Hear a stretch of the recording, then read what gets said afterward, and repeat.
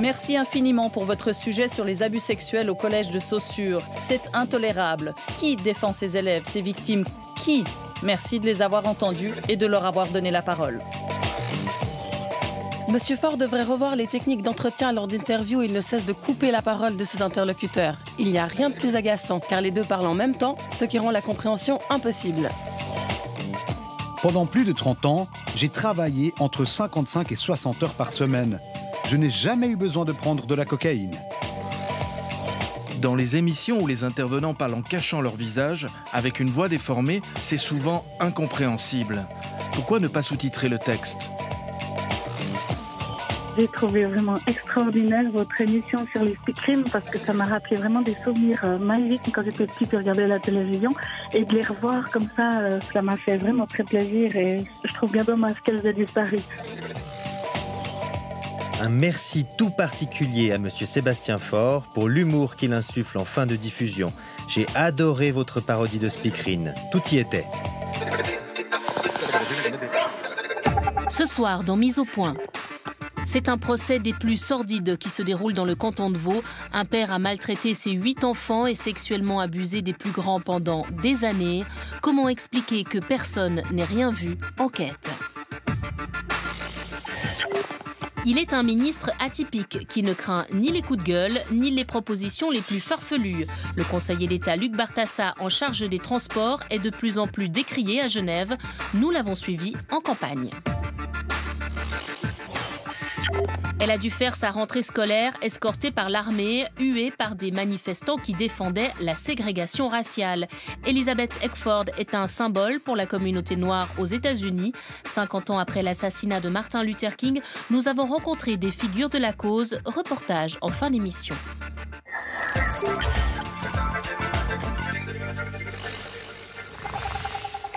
Mesdames, Messieurs, bonsoir. Bienvenue dans ce nouveau numéro de Mise au point, en espérant que cette nouvelle édition sera à votre goût.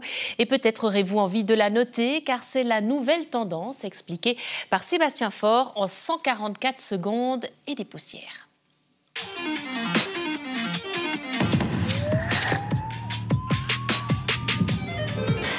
C'est un épisode de la série Black Mirror.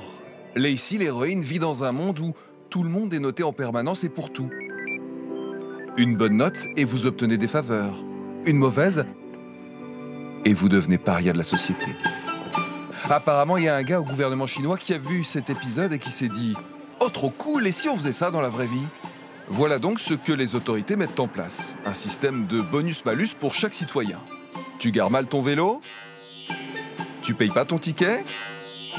Tu abuses des jeux vidéo? Tu payes tes factures en retard? Et quand ta note baisse, tu dégustes. Genre, on t'empêche de prendre le train ou l'avion, ou même, tu te fais virer. Et ouais, ça t'apprendra.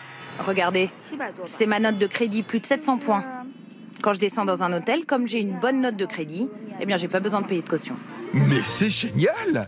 Il faut d'urgence étendre ça au reste de la planète. Prenez par exemple Mahmoud Abbas, quand il parle diplomatie. L'ambassadeur américain, David Friedman, affirme que les Israéliens construisent dans leur pays. Ce fils de chien! Mahmoud, moins 4 étoiles pour écart de langage. Quant à notre ami Nicolas... Si jamais on m'avait dit qu'un jour j'aurais des ennuis à cause de Kadhafi, mais je me serais dit, mais vous fumez, monsieur. Oh, Nicolas! Soupçonné d'avoir accepté 50 millions d'un dictateur et d'avoir ensuite déclenché la guerre pour effacer les preuves. Allez, moins 1 étoile pour mauvaise entente avec les camarades. Mark Zuckerberg. Ok, il a balancé 50 millions de comptes Facebook à l'équipe de Trump, mais il s'excuse. Il est tout désolé. Allez, on te redonne 1 étoile. C'est comme des likes.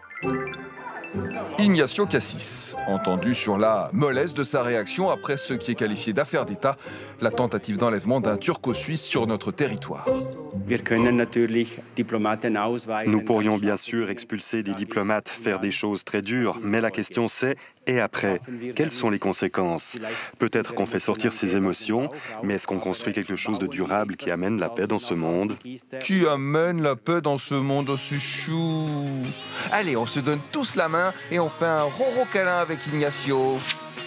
Allez, 5 étoiles à notre Mahatma Cassis.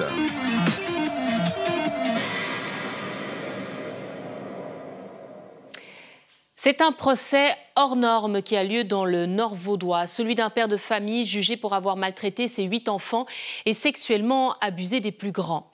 Un procès sordide qui montre aussi les limites d'un système. Le père incestueux a réussi à déjouer les services de protection de la jeunesse pendant 18 ans. Pas moins de 34 professionnels s'étaient occupés de cette famille, mais n'avaient jamais mesuré la gravité de la situation.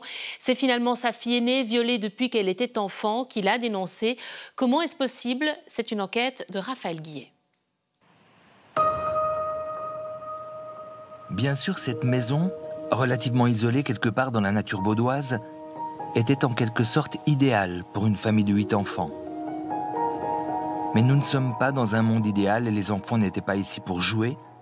Ils étaient les jouets, les victimes de leurs parents. C'est 11 ans de sévices, de 2004 à 2015. Le nombre de victimes, impressionnant, 8 enfants. L'acte d'accusation, c'est 24 pages. Les faits, ils sont indicibles. Il n'y a pas d'autre qualificatif. C'est indicible. Je n'ai pas pu les écrire. Personne ne peut les écrire et personne ne peut les dire. Vous ne pourrez pas les dire. Affaire délicate à traiter journalistiquement, délicate surtout à plaider pour les avocats du côté des plaignants de la défense. C'est le dossier le plus horrible que j'ai vu, je pense.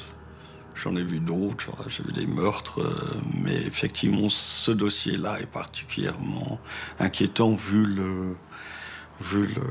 les victimes, qui sont des enfants. Des centaines de pages de dossiers en tout, et autant de questions a posteriori sur ce qui a manqué pour aider les enfants beaucoup plus tôt. C'est plus facile une fois qu'on a tout un dossier devant soi et qu'on lit ce journal, tous ces rapports, toutes les lettres qui ont été écrites par tous ces intervenants. Là, on se dit, mais comment c'est possible ? Comment c'est possible que personne n'ait eu l'idée de l'horreur qui était en train de se passer ?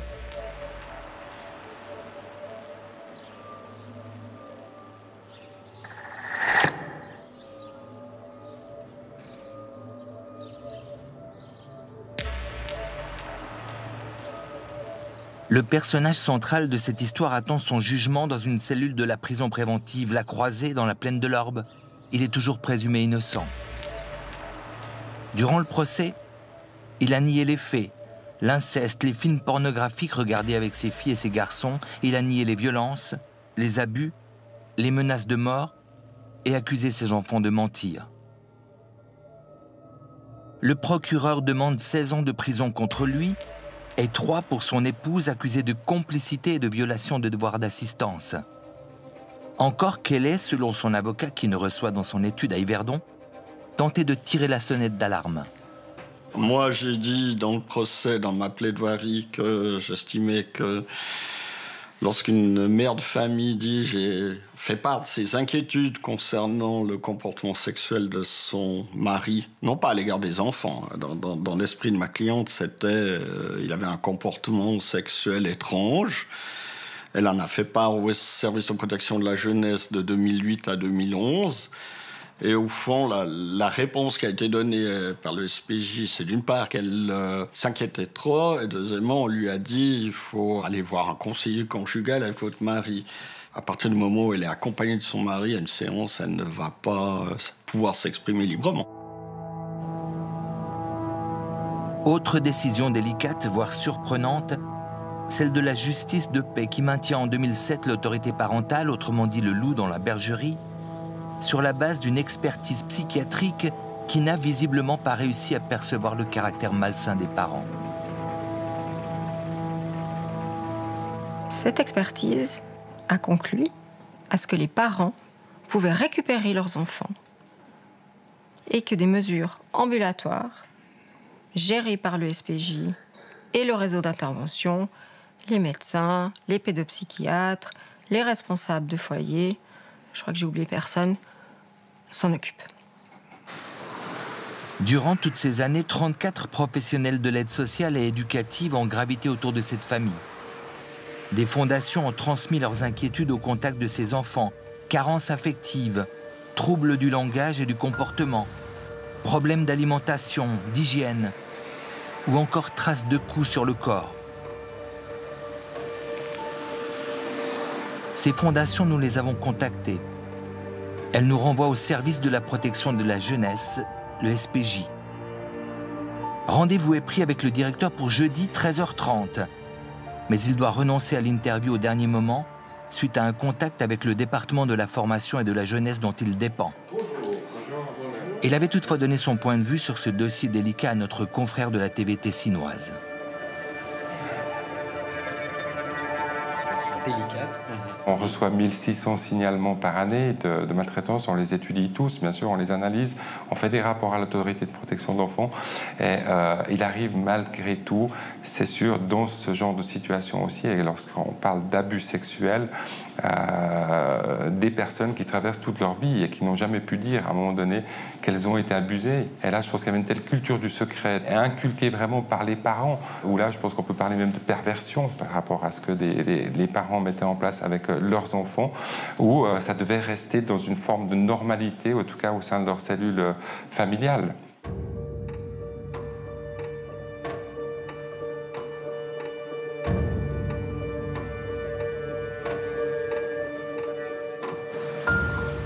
L'avocat du prévenu reste mesuré sur les carences des services d'aide à l'enfance, surtout que son client rejette toutes les accusations. Mais cet avocat ne croit pas pour autant que tout soit dû à cette loi du silence. Je crois que toute famille qui est suivie par le SPJ ressent quelque part une forme d'intrusion et sait que voilà, s'il y a le moindre faux pas, au nom du principe de précaution, ils pourraient voir leurs droits parentaux restreints. Donc c'est très difficile de faire confiance à celui qui est là pour nous aider, mais qui en même temps nous surveille. Et je crois que ça, c'est le propre de tout suivi par le SPJ. Une nuance que rejette l'avocate de la fille aînée qui a mis plus de 10 ans avant de parler. Il y avait dans cette famille une chape de plomb qui couvrait tout ce que les enfants auraient pu dire aux intervenants extérieurs. Les enfants apprenaient à mentir, les parents leur inculquaient ça depuis qu'ils étaient petits et je pense qu'ils avaient peut-être même pas l'idée de pouvoir appeler à l'aide. Donc rien que le fait que personne ne puisse rien dire et ne veuille rien dire, on peut se poser la question, est-ce que ce silence-là aurait pas déjà dû être une alarme? Alors le SPJ il parle d'une bulle. Il dit que c'était une bulle hermétique. Ils n'étaient pas dans une bulle, ces enfants. Ils étaient dans une porcherie, dans une prison. Et le pire, c'est qu'ils n'étaient pas enfermés, confinés. Ils allaient à l'école. Ils sortaient, ces enfants. Mais il n'y a personne. Comment personne n'a pu voir ça? Des constats de coups et blessures et de comportements inadéquats ont pourtant été signalés par les responsables des divers établissements scolaires fréquentés par cette fratrie. Là encore, pas d'interview. Mais on nous conseille de contacter le pédiatre qui chapeaute tout le réseau des soins et de prévention en matière de maltraitance. À l'échelle du canton, il nous donne rendez-vous à Lausanne. Je ne peux pas rentrer dans la situation particulière là, mais de manière générale, ce qui est difficile, c'est que les personnes qui vivent des tensions, qui subissent une maltraitance physique ou psychologique ou sexuelle, sont pris dans des enjeux de loyauté. C'est la première difficulté. Donc ils mettent souvent longtemps avant d'avoir suffisamment de confiance en quelqu'un pour s'entrouvrir sur quelque chose. Et ils y vont à petits pas. Ils ouvrent un tout petit peu. Et souvent, très rapidement, derrière, selon les pressions qu'ils ont ou les loyautés ou la culpabilité que ces personnes ressentent, et ça c'est valable chez les adultes comme chez les enfants, eh ben, on se retire. « Ah non, mais j'avais pas dit ça » ou « j'avais rêvé ». Donc, ils viennent renier ce qu'ils ont amené. Souvent, dans des situations complexes, ça prend pas des semaines ou des mois, mais des années avant qu'il y ait une prise de conscience des personnes qui subissent ces maltraitances, que, c'est pas comme ça que ça devrait être, 2, qui sont en souffrance, et puis 3, qu'ils peuvent en parler et qu'on va pouvoir essayer de construire des solutions avec eux. L'ensemble du réseau de prévention et d'aide à l'enfance est devenu beaucoup plus efficace avec le temps, mais pas suffisamment visiblement dans cette affaire. C'est terrible de porter ce constat. Comment est-ce que c'est possible qu'il y ait des situations qui existent, qui puissent passer encore à travers les mailles d'un filet, en tout cas avec X professionnels autour? Ça questionne, bien sûr. Ça pose la question très concrète de qu'est-ce qu'on attend d'un service de l'État? Est-ce qu'on attend d'un service de l'État le risque zéro, le 100% de réussite, ou est-ce qu'on est prêt à accepter un certain degré peut-être d'erreur? Et ici, encore une fois, quand je parle d'erreur, je ne parle pas de faute. Je parle simplement qu'à un moment donné, on fait une appréciation, on pèse le pour et le contre, on fait un choix, puis par la suite, on s'aperçoit que ce choix n'était peut-être pas le bon. Mais je crois qu'ici, il y aurait une forme de tromperie de dire qu'à chaque fois qu'un choix s'avère faux, c'est parce qu'on a commis une faute. Peut-être pas de faute de la part des 34 professionnels intervenus dans ce dossier. Mais il a tout de même fallu, pour que tout s'arrête, que l'aîné des victimes, après plus de 10 ans de calvaire silencieux, se rende à la police durant l'été 2015. Elle a eu le courage de se retourner contre ses parents, de se retourner contre toute sa famille, parce que le reste de la fratrie avait à ce moment-là pas encore fait le pas de comprendre que ce qui se passait était mauvais. Donc, elle a, contre l'avis de ses parents, qui la traitaient de menteuse, qui l'accusaient de détruire la famille, qui la responsabilisaient de tous les maux, elle a pris le courage d'aller parler à la police pour dénoncer ce qui se passait. Il y a cet aîné, en fait, qui est le rayon de soleil. Le seul rayon de soleil de ce procès. Parce qu'elle arrive avec son gros ventre de 8 mois de grossesse, qu'elle vient défier ses parents et qu'elle vient dire « Je ne suis plus sous emprise. Je vais créer ma propre famille et ma famille sera normale. » Je l'ai vue pendant 3 jours assister à ce procès très difficile pour elle, procès dont elle avait besoin aussi pour pouvoir tourner la page. Elle m'a dit que ça lui faisait du bien, qu'elle en avait besoin. Et je pense certainement qu'elle peut imaginer aller beaucoup mieux. Le verdict sera prononcé dans 4 jours, jeudi. Commencera alors le débat politique sur les éventuelles failles du système et ses possibles réformes.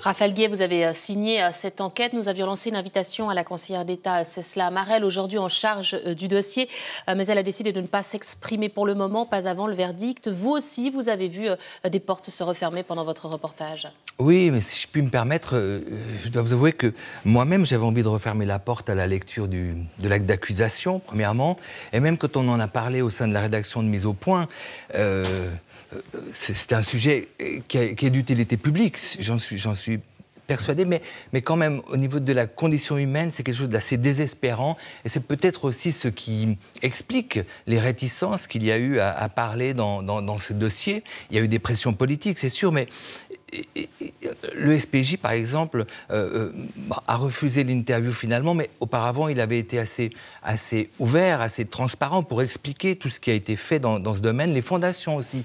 Je regrette beaucoup le témoignage des fondations. J'ai parlé avec un directeur. Ils se sont occupés des enfants, notamment des 2 aînés.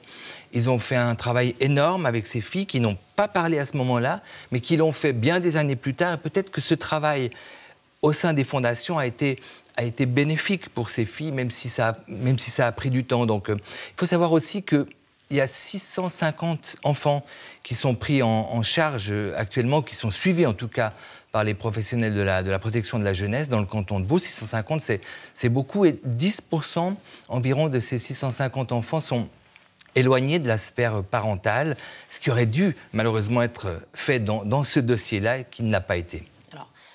Une affaire hors norme, hein, on l'a dit, 8 enfants concernés. Quand on met tout à bout, hein, tous les signaux d'alarme, quand on sait que 34 personnes se sont penchées sur cette famille, qu'il y a eu des pédopsychiatres, des juges de paix, on a de la peine à comprendre que c'est pris autant de temps.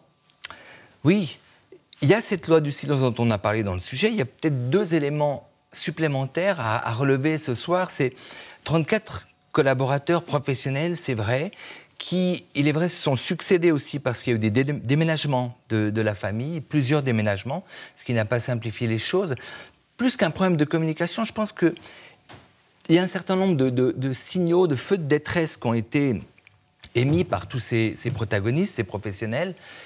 Peut-être a-t-il manqué, ça c'est une des sources proches du dossier, comme on dit, qui me l'a indiqué, une vue d'ensemble et par rapport à tous ces signaux, tous ces feux, un pompier qui aurait interprété l'incendie et qui aurait décidé de passer à l'action. Cette vue d'ensemble, c'est le premier élément. Le deuxième, c'est peut-être inhérent à la fonction, à cette délicate fonction qui consiste à enlever les enfants de la garde parentale. Il est arrivé aussi qu'un excès de zèle produise les effets contraire, à savoir qu'on fasse de gros dégâts en retirant la garde parentale alors qu'il n'y avait pas lieu de le faire dans cette famille. Donc je pense que les professionnels hésitent. C'est peut-être plus facile, bon, vous me direz que c'est leur métier aussi, ils ont été formés pour ça, c'est vrai, mais c'est peut-être plus facile d'enquêter, comme nous le faisons a posteriori, mais surtout, comme le disait Loïc Parrain, l'avocat de la défense, c'est plus facile de faire la météo d'hier plutôt que celle du lendemain. À noter que cette affaire va sans doute marquer les autorités concernées dans le canton et qu'on peut s'attendre, enfin des mesures devraient être annoncées dans la semaine par le département de Cesles-la-Marelle. Merci beaucoup Raphaël Guillet pour ces explications. On connaît ses tatouages, son amour immodéré pour les motos et son franc-parler. Luc Bartassa est un ministre qui développe un style bien à lui, entre propositions audacieuses et coups de gueule pas toujours maîtrisés. De quoi attirer des critiques. Il faut dire que depuis 4 ans, il est à la tête d'un département sensible pour Genève, celui des transports. On lui reproche notamment de manquer de vision et de ne pas connaître ses dossiers. Alors a-t-il les épaules pour gouverner? À quelques semaines des élections genevoises, nous l'avons suivi en campagne. Orchestre de jazz, ambiance intimiste et raclette. À quelques semaines des élections cantonales, le PDC de la ville de Genève rassemble ses sympathisants. En guest star, le conseiller d'État Luc Bartassa, qui arrive avec sa compagne. Les soirées comme celle-là, il les affectionne particulièrement et il sait y faire. Il vient d'où le fromage? Du Valais, c'est du Mont d'Or.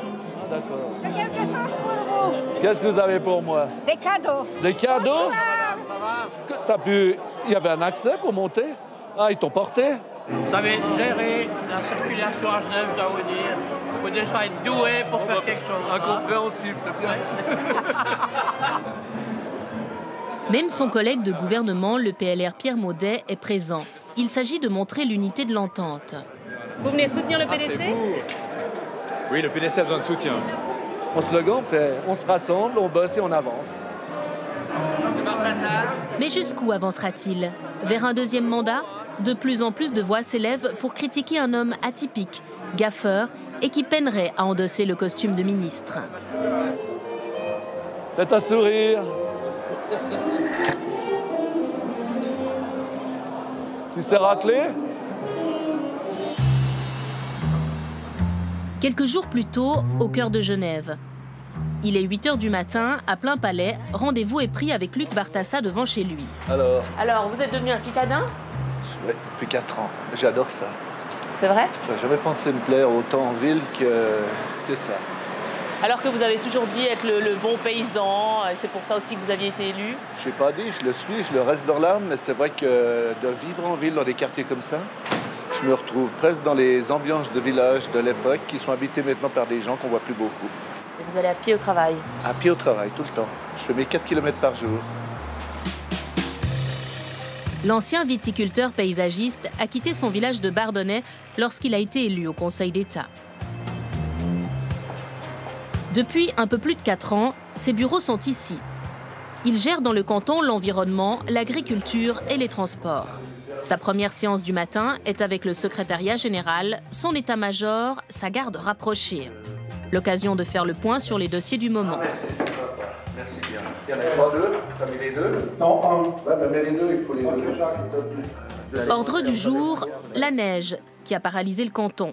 Rester en contact avec le terrain, sa priorité. Qui est où? Ici. Et puis par rapport au TPG, on a reçu quelque chose de Madame Ornaud pour la neige, un petit point de situation. J'attends toujours. J'ai demandé plusieurs explications, j'attends toujours. Ouais, surtout les questions sur les chaînages, la qualité des pneus, enfin tous les blabla que les gens... Sur les chaînes, on a les pneus neige, ça c'est certain. Mais c'est les pneus mixtes, pas tout à fait les pneus neige. C'est savoir pourquoi et comment. Le costume de conseiller d'État, c'est surtout quelqu'un qui se laisse un petit peu désirer comme ça. Non, moi je pense que j'ai toujours dit, je l'ai promis et je l'ai fait, que ce soit sur les réseaux sociaux ou ailleurs, de garder ce contact. Il faut rester à l'écoute des gens, quoi. Il ne faut pas non plus que ça nous monte à la tête, parce que parfois ça peut arriver. Hein. Vous avez le chauffeur, la limousine, on vous ouvre la porte partout. Vous êtes toujours Monsieur le Président, Monsieur le Conseiller d'État. Je crois qu'il faut essayer de rester les pieds sur terre. Et ça, mon éducation me permet de les garder. Les pieds sur terre et sur le tapis rouge. Photographe, huissier, une vraie vie de ministre pour Luc Bartassa, qui doit accueillir ce matin-là au Salon de l'Automobile un autre ministre, quelqu'un qu'il connaît bien, le conseiller fédéral Guy Parmelin. Bonjour, plaisir de vous voir. Ça va très bien, c'est parfait. Bon voyage Il va un peu de temps pour aller à la cave et... Mais je dois rendez-vous avec Et puis t'arrives encore de temps en temps. Non, ça faisait 3 semaines que je n'étais pas rentré. Lui, il était vigneron, paysagiste. Moi, j'étais paysan vigneron. Et puis, bon, on s'est connus au Conseil national quand il a remplacé Jean-Philippe Maître. La comparaison avec un conseiller fédéral tout en discrétion s'arrête là. Luc Bartassa développe, lui, un autre style, plus porté sur l'exhibition. Pour son premier jour au Conseil national, il arrive avec celle qui est alors sa femme et son fils. Et ce passionné du monde des bikers ne craint jamais de se mettre en scène. Son élection au Conseil d'État ne le freine en rien. Même ministre, il s'expose quotidiennement à travers Facebook, où il partage quasiment tout son emploi du temps. Un outil qu'il utilise allègrement. On revient après pour les tout à l'heure. Ouais, on vous explique tout à l'heure. La carrosserie et tout. Ceux qui aiment pas ça, ils ne peuvent pas y comprendre. Luc Bartassa a pour Genève les rêves les plus fous. Télécabine, bateau volant, voiture autonome. Au salon de l'auto, il en profite pour aller voir cette voiture drone qu'il aimerait tester dans son canton. Je vois surtout celle-là, tu vois, pour le Conseil d'État, on pourrait au moment de renouveler... Ça serait pas mal. J'avoue que ce serait pas mal. Cette voiture, si c'est à Carouge, volera peut-être jusqu'à Aunay. Vous vous redéposez dans le quartier où vous devez aller vous parquer pour aller voir les gens. On vous accuse de vous intéresser à des gadgets, mais pas aux vrais problèmes des Genevois. Écoutez, les plus grandes universités du monde entier disent que dans moins de 30 ans, 60% des métiers qui existeront dans moins de 30 ans n'existent pas aujourd'hui. Donc c'est bien que les choses, elles bougent, et ces choses, on doit être la région qui les fait bouger. Moi, on m'attend sur le aujourd'hui, sur le demain, mais on m'attend aussi sur l'après-demain. L'enthousiasme et l'hyperactivité de Luc Bartassa, Pierre Maudet en a l'habitude. L'avantage pour moi, c'est que j'étais précédemment perçu comme un ultra-communicant. Et face à lui et à sa communication, il m'a de ce point de vue-là ramené dans la moyenne. Donc c'est plutôt un avantage. Sur le temps à investir dans le collège et dans les travaux internes du groupe, c'est vrai qu'on doit de temps en temps rappeler qu'on se concentre sur les dossiers. Je crois que vous ne vous rendez pas compte, gérer les conneries de Bartassa, pour moi, c'est un mi-temps. Hein. Sur les réseaux sociaux, il passe pour un idiot. Il dit des énormités. Luc Bartassa fait le bonheur des auteurs satiriques du canton. Le cul sur sa moto, c'est une vraie calamité. Nous sommes tous réunis aujourd'hui pour t'offrir un dernier cadeau, Luc. La politique pour les nuls. Je savais pas qu'ils avaient déjà sorti ma biographie. Notre Conseil d'État ne méritait pas ça.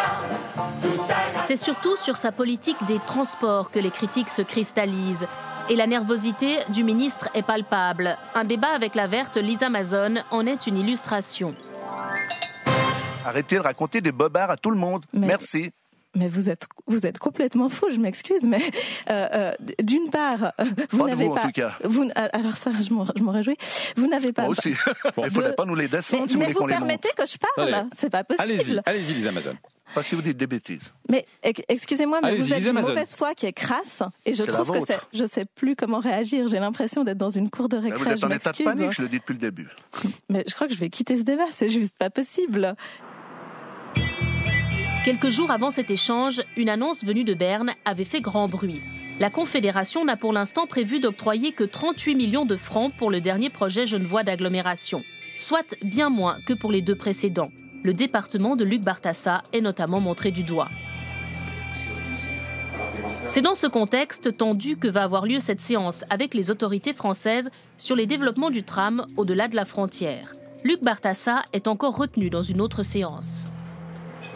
Oui, là en fait, pourtant vous annoncez pas de décalage du démarrage des travaux.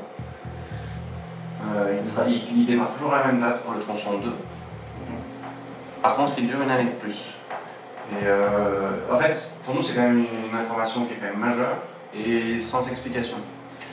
Le maire de Saint-Julien vient d'apprendre que le tram n'arrivera dans sa ville qu'en 2024, au lieu de 2023.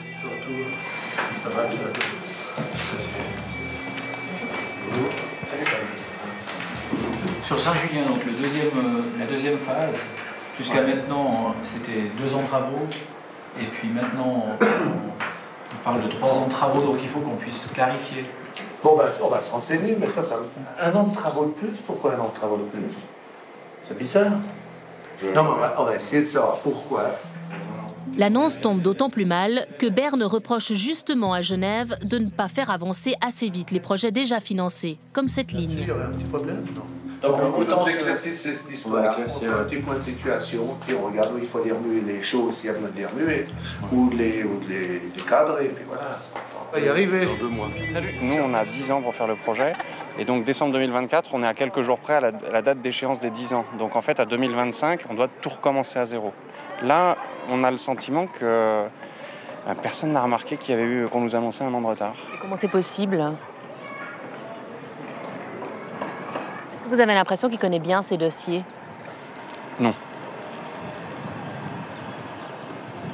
C'est grave ce que vous dites. Oui. Il nous est arrivé dans certaines séances où on interpellait sur un certain nombre de sujets et il s'est retourné vers ses collaborateurs en leur demandant qu'est-ce qu'on pense de ce sujet-là. Un homme qui ne connaîtrait pas suffisamment ces dossiers, Luc Bartassa s'en défend.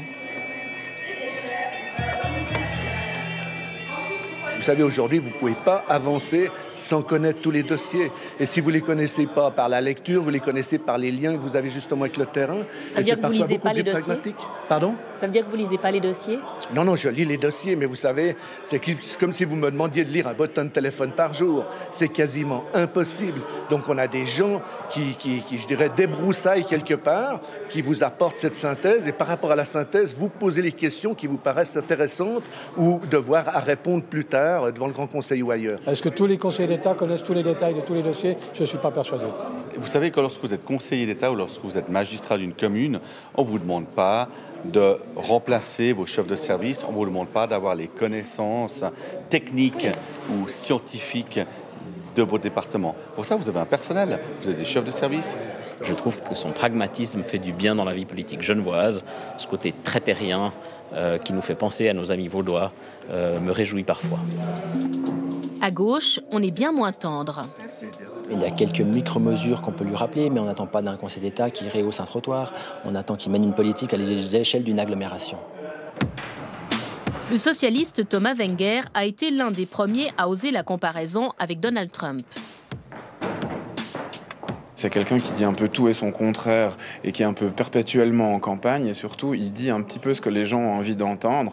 Maintenant, c'est difficile, une fois qu'il faut appliquer une politique, d'appliquer une politique qui dit tout et son contraire.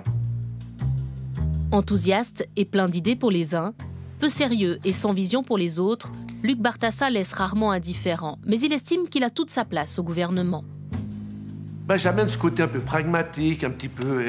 faut de l'enthousiasme, puis surtout, il faut une volonté. Moi, des fois, ce qui m'énerve un petit peu en politique, c'est qu'on a l'impression que les gens, ils n'ont pas la volonté. Ou alors, ils se battent pour un projet, mais ils n'ont pas envie de se battre pour celui qui porte le projet. Vous avez peur de ne pas être réélu? J'ai pas peur de ne pas être réélu, parce que je sais très bien ce que je ferais si je n'étais pas réélu. Mais j'avoue que ça me ferait mal au cœur, parce que j'y ai mis tellement de mépris, tellement de mon temps, même parfois au détriment de ma famille, voire même de mes cercles d'amitié. J'ai mis tellement de choses que franchement, ça serait une grosse déception. Oui, je le dis franchement. Je vous entends, je vous distingue. Vous êtes là? Retour à la soirée du PDC où sont réunis ses plus fidèles partisans. Je trouve qu'il est intelligent parce qu'il sait faire parler de lui. Il y a des conseillers d'État, on n'en parle jamais. Lui, au moins, il sait faire parler de lui. Et tout le monde sait qui est Luc Bartassa. Quand on fait de la politique, c'est comme dans la vie, il faut être comme on est. Il est comme ça. On ne va pas le changer. Hein. Vous allez voter pour lui? Bien sûr. PDC un jour, PDC toujours. Dans 3 semaines, les citoyens genevois seront appelés aux urnes. Ce sont eux qui décideront si un ministre aussi atypique a toujours sa place au gouvernement.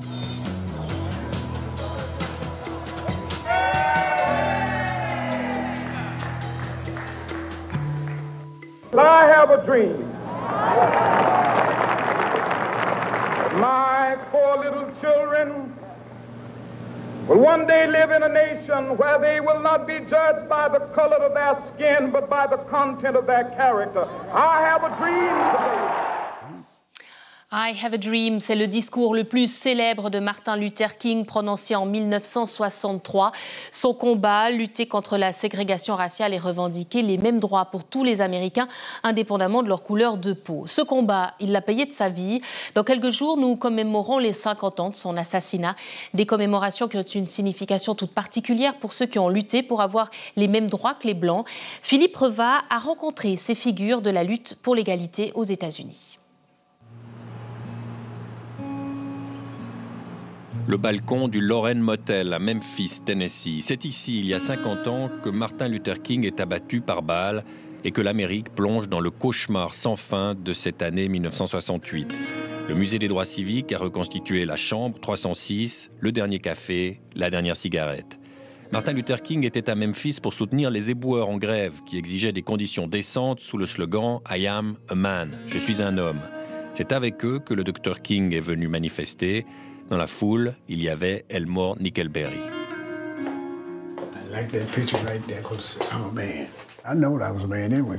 Je sais que j'étais un homme, mais à cette époque, on nous appelait garçons, boys. Ils nous appelaient les hommes des ordures, mais jamais les hommes. Ils nous disaient « Viens par ici, garçon », quelque chose comme ça. Martin Luther King nous observe depuis là-haut. S'il vivait encore, il dirait qu'on a progressé. Mais ça pourrait être mieux. Ça pourrait être beaucoup mieux. Mais on a fait un long chemin.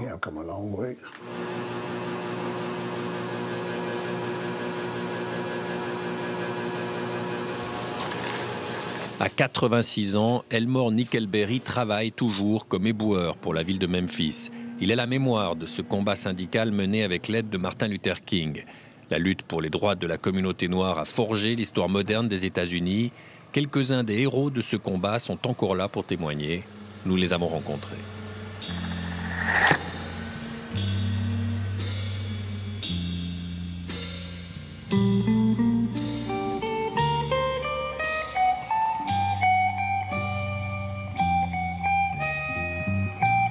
À Little Rock, Arkansas, Elizabeth Eckford a rendez-vous avec sa propre statue. En 1957, elle faisait partie des 9 de Little Rock, ces 9 premiers élèves noirs à avoir bravé les autorités locales et les manifestants et être entrés à la high school de la capitale de l'Arkansas. Je portais toujours mon classeur contre ma poitrine. C'était le seul moyen de me protéger parce que les soldats étaient tellement loin derrière nous qu'ils n'auraient pas pu empêcher quoi que ce soit. Elizabeth Eckford observe avec affection la jeune fille de 15 ans, timide et courageuse, poursuivie par une foule haineuse qui menaçait de la lyncher. La photographie a fait d'elle une icône universelle.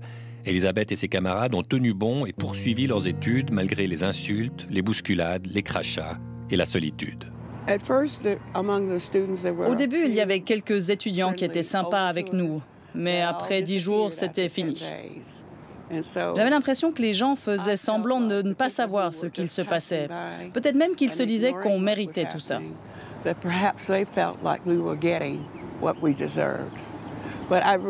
Encore aujourd'hui, je suis surprise de la rapidité avec laquelle les étudiants qui étaient sympas ont laissé tomber.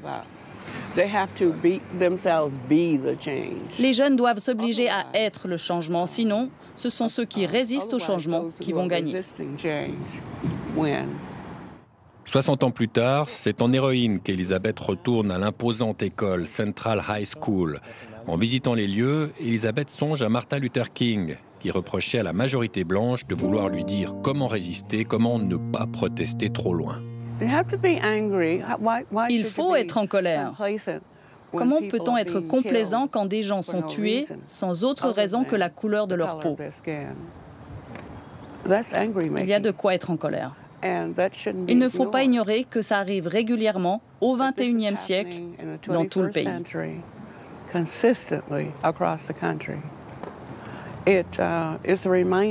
C'est un rappel que si les choses ont changé, elles restent aussi les mêmes.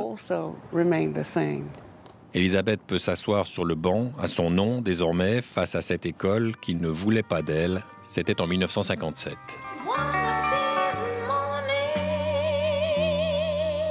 Une autre légende des droits civiques nous attend plus à l'est, au-delà des plaines du Delta, dans le Mississippi. James Meredith a été le premier noir à étudier à l'université du Mississippi.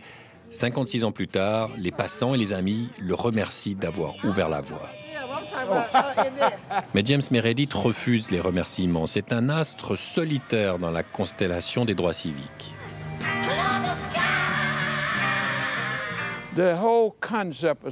Le concept des droits civiques est une insulte à la citoyenneté.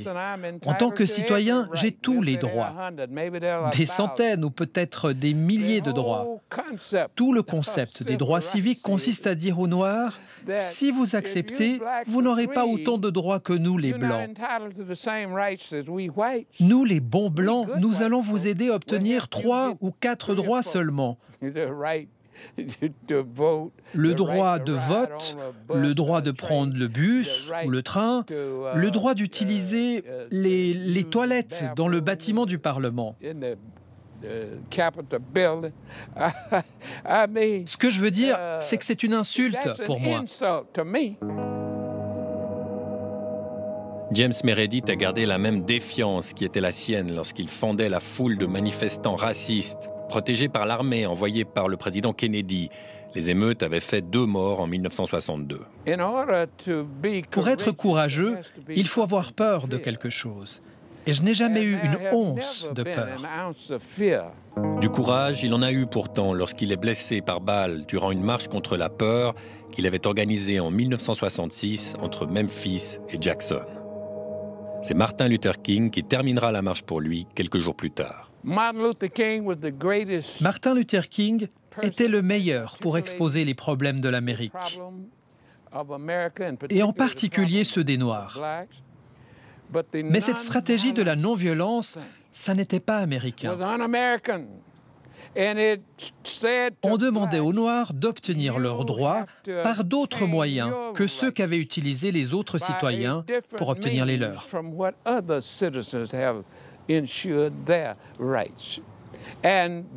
Or, la violence, c'est la méthode américaine. Tout ce concept de non-violence, c'est pour dire aux Noirs, ne ripostez pas en tirant, mais tendez l'autre joue. La fierté prophétique de James Meredith et ses provocations l'ont toujours tenu à l'écart du panthéon des droits civiques. Il ne le rejoindra pas de son vivant. Lui aussi, pourtant, a déjà sa statue plus au nord, sur la route de Memphis. Un étudiant blanc y avait passé une corde au cou il y a 4 ans.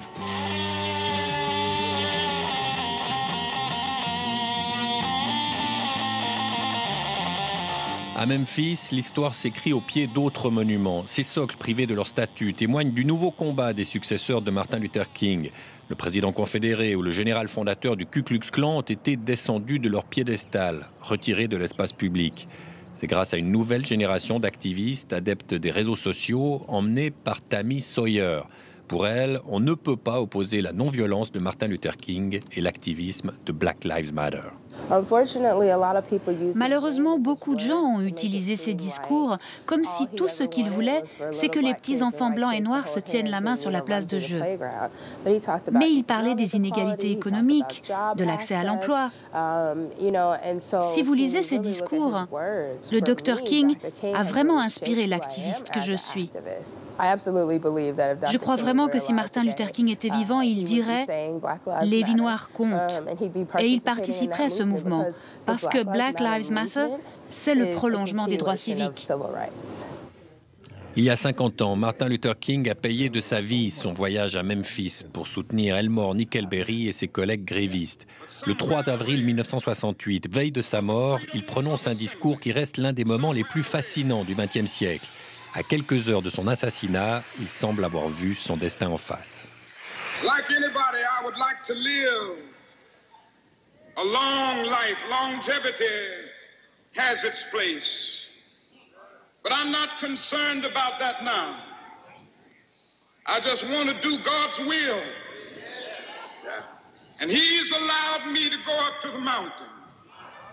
And I've looked over and I've seen the promised land. I may not get there with you, but I want you to know tonight that we as a people will get to the promised land.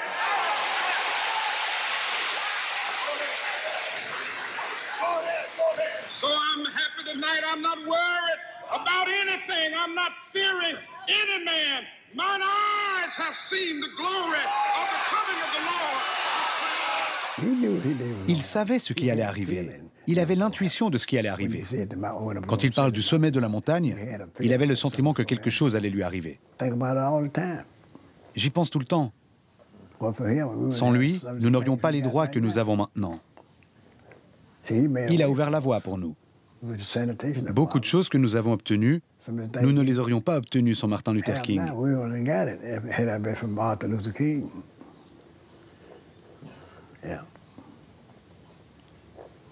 Je n'avais jamais vu un homme parler comme lui.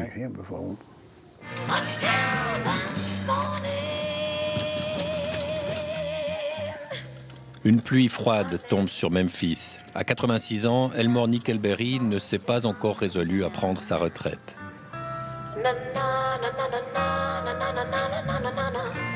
Sa tournée le mène ce soir devant la terrasse fatidique du Lorraine Motel. La tristesse le prive de ses mots, alors il observe simplement cet endroit sombre où beaucoup d'Américains ont perdu leurs illusions et où d'autres ont juré de continuer à se battre.